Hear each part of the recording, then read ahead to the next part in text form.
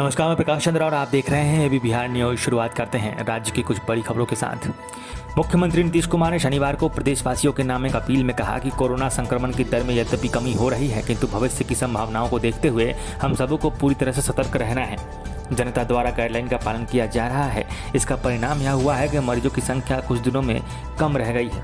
25 मई के पूर्व बैठक कर यह निर्णय लेंगे कि अब आगे राज्य में क्या करना चाहिए। बिहार की राजनीति में आजकल सबसे अधिक धमाल राजद सुप्रीमो लालू प्रसाद यादव की दूसरी बेटी रोहिणी आचार्य मचा रही हैं।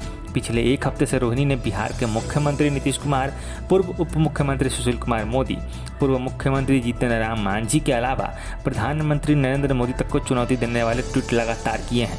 हालांकि उनका दावा है कि यह भी है कि बिहार की राजनीति से उनका कोई लेना देना नहीं है। तूफान ताउते के बाद अब बंगाल की खाड़ी से उठने वाले एक और चक्रवाती तूफान यास के असर को लेकर रेलवे सतर्क हो गया है। अंडमान के ऊपरी भाग में तूफान के आसार बनने के बाद इस तूफान के पश्चिम और उत्तर दिशा की ओर बढ़ने की आशंका है। इस स्थिति में गंभीरता को देखते हुए कई ट्रेनों के परिचालन को रद्द कर दिया गया है। बिहार के चंपारण जिला के साठी थाना अंतर्गत बसंतपुर गाँव में भूमि विवाद में गोली चलने की घटना सामने आई है। इस घटना में विनोद यादव और रामेश्वर यादव की मौत हो गई, जबकि अमरलाल यादव को गंभीर अवस्था में मोतिहारी भेजा गया है। यह घटना गांव के हरेंद्र यादव और मुन्ना यादव के बीच करीब 2.5 कट्ठा जमीन के विवाद को लेकर हुई। अब एक नज़र देश की कुछ बड़ी खबरों पर। बंगाल विधानसभा चुनाव के नतीजे आने के बाद से ही अब यहां हिंसा जारी है। भाजपा कार्यकर्ताओं और समर्थकों पर कोरोना महामारी के दौरान भी लगातार हमले हो रहे हैं। हमले और हिंसा का आरोप तृणमूल कांग्रेस पर लग रहा है। रविवार को भी महानगर के दमदम पार्क के इलाके में भाजपा के कार्यकर्ता का शव फंदे से लटकता हुआ मिला। केंद्रीय शिक्षा मंत्री रमेश पोखरियाल निशंक, रक्षा मंत्री राजनाथ सिंह की अध्यक्षता में अन्य केंद्रीय मंत्रियों के साथ आज यानी 23 मई 2021 को एक मीटिंग हो रही है।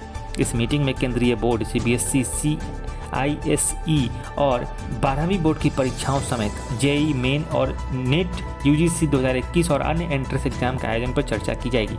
देश के कई राज्यों में तूफानी चक्रवात यास का खतरा मंडरा रहा है। मौसम विभाग ने इसे एक बहुत गंभीर चेतावनी के रूप में देखा है। यह 26 मई को ओडिशा और पश्चिम बंगाल के तटों से टकरा सकता है। इसी के मद्देनजर प्रधानमंत्री नरेंद्र मोदी ने नेशनल डिजास्टर मैनेजमेंट अथॉरिटी और नेशनल डिजास्टर रिस्पांस फोर्स समेत 14 विभागों के अधिकारियों के साथ आपातकालीन बैठक की है। कोरोना वायरस की दूसरी लहर में बॉलीवुड के कई सितारे लोगों की मदद के लिए आगे आ रहे हैं। मरीजों को इलाज और ऑक्सीजन मुहैया करवाने के लिए फ्रंटलाइन वर्कर्स को भी जरूरी से सम्मान पहुंचाकर वो उसकी मदद कर रहे हैं। बॉलीवुड की मशहूर अभिनेत्री जैकलीन फर्नांडिस भी इन दिनों कोरोना वायरस से प्रभावित लोगों की मदद कर रही है, जिसको लेकर मुंबई पुलिस ने उनका धन्यवाद किया है।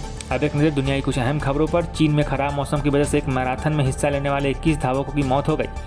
अधिकारियों के मुताबिक ये घटना बेयन शहर की है, जो उत्तर पश्चिम गांशू प्रांत स्थित है। यहाँ पर आयोजकों ने 100 किलोमीटर लंबी क्रॉस कंट्री माउंटेन रेस का आयोजन किया था। म्यांमार के सैन्य प्रमुख senior general MiG on hang ने कहा है कि वह 1 फरवरी को किए तख्तापलट के बाद अब यहाँ नागरिक शासन लाना चाहते हैं। अगर परिस्थितियों ने साथ दिया तो 12 या 18 महीनों के अंदर फिर से नागरिक शासन लाया जा सकेगा।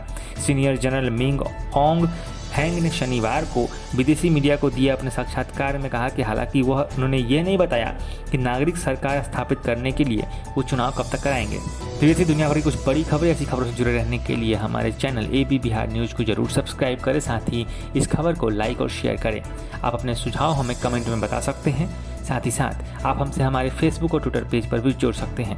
खबरों को विस्तार से पढ़ने के लिए हमारी वेबसाइट www.abbiharnews.com को जरूर विजिट करें। स्वस्थ रहें, सुरक्षित रहें।